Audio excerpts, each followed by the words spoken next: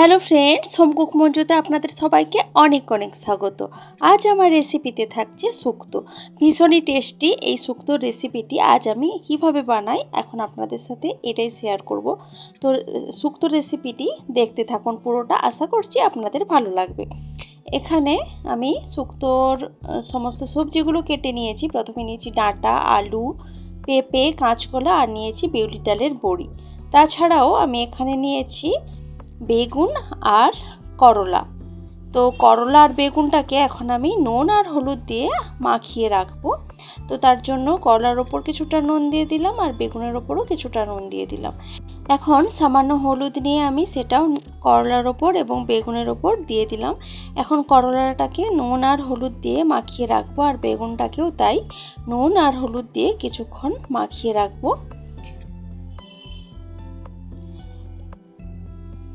এইভাবে করলার আর বেগুনের মধ্যে নুন আর হলুদ দিয়ে মাখিয়ে রাখলে তাহলে খেতে এগুলো ভীষণই ভালো লাগে। এরপর একটা কড়াই গরম করতে দিয়েছি। একটা স্পেশাল মশলা আমি গুঁড়ো মশলা বানিয়ে রাখবো, যেটা শুক্তোতে দেবো, ভীষণই টেস্টি হবে এর জন্য শুক্তোটা। তো এখানে কিছুটা পাঁচফোড়ন আর কিছুটা সাদা জিরে আর কিছুটা আমি নিয়েছি কালো সরষে। পাঁচফোড়নের মধ্যেও সাদা জিরের থাকে, তবে পরিমাণটা আরেকটু বেশি দিয়ে বাড়িয়ে দিলাম সাদা জিরের, এতে করে গন্ধটা ভীষণই ভালো আসবে। তো এরপর আমি এটাকে এইভাবেই নেড়েচেড়ে শুকনো ভালোভাবে ভেজে নিচ্ছি, একটা ড্রাই রোস্ট করে নিচ্ছি, এতে করে যে মশলা থেকে ভীষণই একটা সুন্দর গন্ধ বের হবে। তো মশলাটাকে সুন্দর গন্ধ বের হওয়া পর্যন্ত মশলাটাকে এইভাবে নেড়েচেড়ে আমি ভেজে নিচ্ছি। তবে খুব বেশি ভাজলে কিন্তু এর গন্ধ এবং স্বাদ দুটোই নষ্ট হয়ে যাবে। এরপর দেখুন মশলাটার একটা গুঁড়ো আমি বানিয়ে রাখলাম, এটাকে এখন ঢাকা দিয়ে রাখবো।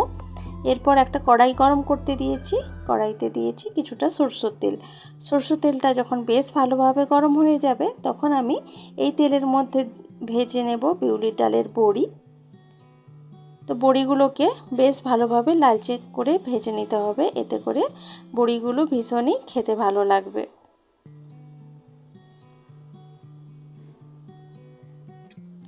তো বড়ির মধ্যে কিন্তু বেশ সুন্দর একটা কালার ধরে গেছে। এইভাবেই নেড়েচেড়ে সব দিক থেকে বড়িগুলোকে ভেজে আমি তুলে রাখছি। তো তেলটা ছেঁকে বড়িগুলোকে তুলে রাখছি। যে তেলটা রয়ে গেছে ওই তেলে এখন আমি আগে থেকে নুন আর হলুদ দিয়ে মাখিয়ে রাখা করলাটা ভেজে নেব। একটু করলাটা যদি আলাদা করে এইভাবে নুন আর হলুদ দিয়ে মাখিয়ে ভেজে নিই, এতে করে করলার তিতো ভাবটা কিন্তু অনেকটাই কমে যাবে। তো শুক্তোটা কিন্তু খেতে বেশি ভালো লাগবে, খুব বেশি একদম কড়া তেতো হয়ে যাবে না। তো করলাটাকে দেখুন সুন্দর করে ভেজে নিচ্ছি।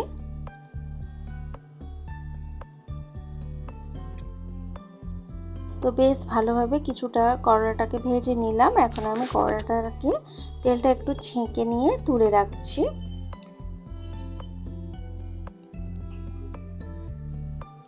যে অল্প পরিমাণ তেল রয়ে গেছে ওই তেলেই এখন ভেজে নেব বেগুনটা, যেটা আমি আগে থেকে নুন আর হলুদ দিয়ে মাখিয়ে রেখেছিলাম। তবে ভাজা বেগুন আমরা যতটা নরম করে ভাজি সেরম করে কিন্তু ভাজার কোনো প্রয়োজন নেই। অতটা নরম করে ভাজলে যখন শুক্তোর মধ্যে আমি ব্যবহার করব তখন কিন্তু বেগুনটা পুরোপুরিভাবে গলে যাবে। তো বেগুনটাকে একটু শক্ত করেই ভাজতে হবে, মানে একটু নাড়াচাড়া করে হালকা একটু কালারটা চেঞ্জ হয়ে গেলেই কিন্তু আমি বেগুনটাকে তুলে রাখবো। তো বেগুনটাও ভাজা হয়ে গেছে, এখন আমি বেগুনটাকে তুলে রাখছি। এখন কড়াইতে আমি সামান্য পরিমাণ তেল দেব, খুব বেশি তেল দেব না। তো তেলটা গরম হয়ে যাওয়ার পর তেলের মধ্যে আমি ফোড়ন দেব। ফোড়ন হিসেবে এখন দিয়ে দেব শুকনো লঙ্কা আর তার সাথে দেব আমি তেজপাতা। তেজপাতার শুকনো লঙ্কাটা একটু ফুটে গেলে তখন দিয়ে দেব কিছুটা পাঁচফোড়ন। পাঁচফোড়নটা ফুটে গেলে এখন আমি এর মধ্যে দিয়ে দেব লম্বা করে কেটে রাখা আলু। এখন আলুটাকে এই তেলের মধ্যে আমি কিছুটা ভেজে নেব।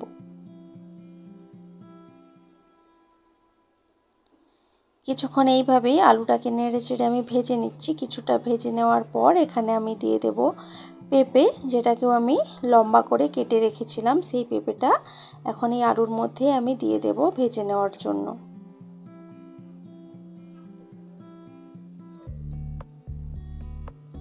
তো আলু আর পেঁপে কিন্তু একসাথেই ভেজে নিচ্ছি।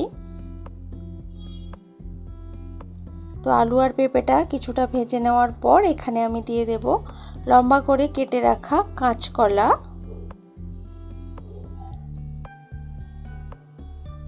তো এক এক করে আমি কিন্তু সবজিগুলো দেব আর ভাজতে থাকবো। তো কাঁচকলাটা দিয়ে একটু নাড়াচাড়া করার পর আমি দিয়ে দেব সজনে ডাঁটাটা। সজনে ডাঁটাও দিয়ে একই সাথে কিছুক্ষণ এইভাবে ভেজে নিতে হবে।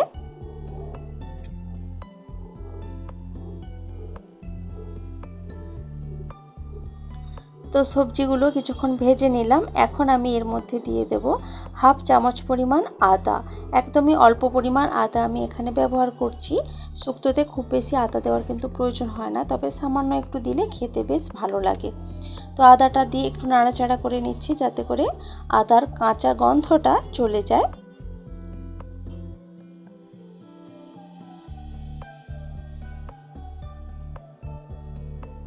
তো বেশ কিছুক্ষণ এইভাবেই নাড়াচাড়া করে নেওয়ার পর এখন আমি দিয়ে দেব এখানে কিছুটা রাঁধুনি গুঁড়ো। আপনারা এখানে রাঁধুনি বাটাও ব্যবহার করতে পারেন, আমার কাছে গুঁড়ো ছিল তো সেই জন্য আমি গুঁড়োটাই দিয়ে দিলাম। এই শুক্তোর মধ্যে একটু রাঁধুনি গুঁড়ো বা বাটা দিলে খেতে ভীষণই ভালো লাগে, শুক্তোর টেস্ট ভীষণই ভালো হয়। তো রাঁধুনিটা দেওয়ার পরও একটু নাড়াচাড়া করে আমি এখানে দিয়ে দিলাম পরিমাণ মতো জল। জলটা দিয়ে একটু নাড়াচাড়া করে দিচ্ছি। এখন আমি এর মধ্যে দিয়ে দেব স্বাদ মতো নুন। নুন আপনারা যেরকম খান সেই অনুযায়ী নুনটা ব্যবহার করবেন। তো কিছুটা নুন দেওয়ার পর একটু নাড়াচাড়া করে এটাকে আমি এখন ঢাকা দিয়ে দেব সবজিগুলোকে সেদ্ধ করে নেওয়ার জন্য। প্রায় 3 থেকে 4 মিনিট আমি ভালোভাবে ফুটতে দিয়েছি। 3 থেকে 4 মিনিট মতো পর ঢাকা খুলে দিয়েছি। সবজি কিন্তু এতক্ষণে অনেকটাই সেদ্ধ হয়ে গেছে। তো দেখুন একটু চেক করে দেখিয়ে দিলাম। এখন আমি আগে থেকে ভেজে রাখা করলা আর বেগুনটা এখানে দিয়ে দিচ্ছি। করলা আর বেগুনটা দেওয়ার পর একটু নাড়াচাড়া করে দিতে হবে। সব কিছু ভালোভাবে একটু মিশিয়ে নিচ্ছি। এরপর এখানে আমি দিয়ে দেব সাদা সরষে বাটা। শুক্তোর মধ্যে একটু যদি সাদা সরষে বাটা দেওয়া যায় ভীষণই ভালো লাগে খেতে, আর ঝোলটাও একটু গাঢ় হয়ে যায়, তো ভালো লাগে বেশ। তো সাদা সরষে বাটাটা দিয়ে একটু নাড়াচাড়া করে এখন আমি আবারও ঢাকা দিয়ে দিচ্ছি 2 মিনিটের জন্য। 2 থেকে 2.5 মিনিট মতো পর ঢাকা খুলে দিয়েছি, আর গ্যাসের আঁচটা কিন্তু আমি মিডিয়ামে রেখে ফুটতে দিয়েছি। এরপর আমি দিয়ে দেব এখানে আগে থেকে ভেজে রাখা বিউলির ডালের বড়িগুলো, আর তার সাথেই দেব প্রথমেই যে ভাজা মশলাটা আমি গুঁড়িয়ে রেখেছিলাম 5 ফোড়ন, জিরে আর কালো সরষের, সেই গুঁড়ো মশলা থেকে 1.5 চামচ মতো গুঁড়ো মশলা আমি এখানে ব্যবহার করছি। তো রান্নাটা তো প্রায় শেষের পথে, তো রান্নাটা পুরোপুরিভাবে শেষ করার আগে একটু গুঁড়ো মশলাটা ছড়িয়ে দিলাম। এরপর একটু নাড়াচাড়া করে ঢাকা দিয়ে 1 মিনিট মতো আবারও ফুটতে দিয়েছি। তো 1 মিনিট মতো পর ঢাকা খুলে দিয়েছি। আর এখন আর বেশি নাড়াচাড়া করব না, এতে করে বড়িগুলো কিন্তু অনেকটাই ফুলে গেছে, ভেঙে যেতে পারে। তো এখন আমি গ্যাসের আঁচটাকে অফ করে দেবো। একটু ঠান্ডা হয়ে যাওয়ার পর এটাকে আপনারা সার্ভ করতে পারেন। তো দেখুন দেখতে কিন্তু ভীষণই সুন্দর হয়েছে, খেতেও এই শুক্তোটা ভীষণই ভালো হয়। এই স্পেশাল একটা মশলা দিয়ে যদি এই শুক্তোটা বানানো যায় খেতে দুর্দান্ত হয়। তো রেসিপিটি আপনাদের কেমন লেগেছে শুক্তোর কমেন্ট করে অবশ্যই জানাবেন। ভালো লাগলে লাইক, কমেন্ট, শেয়ার করবেন এবং প্লিজ আমার চ্যানেলটি সাবস্ক্রাইব করে আমার পাশে থাকবেন। তো আজকের ভিডিওটা এই পর্যন্তই থাক। দেখা হচ্ছে অন্য কোনো দিন অন্য কোনো ভিডিওতে অন্য কোনো রেসিপির সাথে। তো আজকের মতো টাটা, বাই বাই।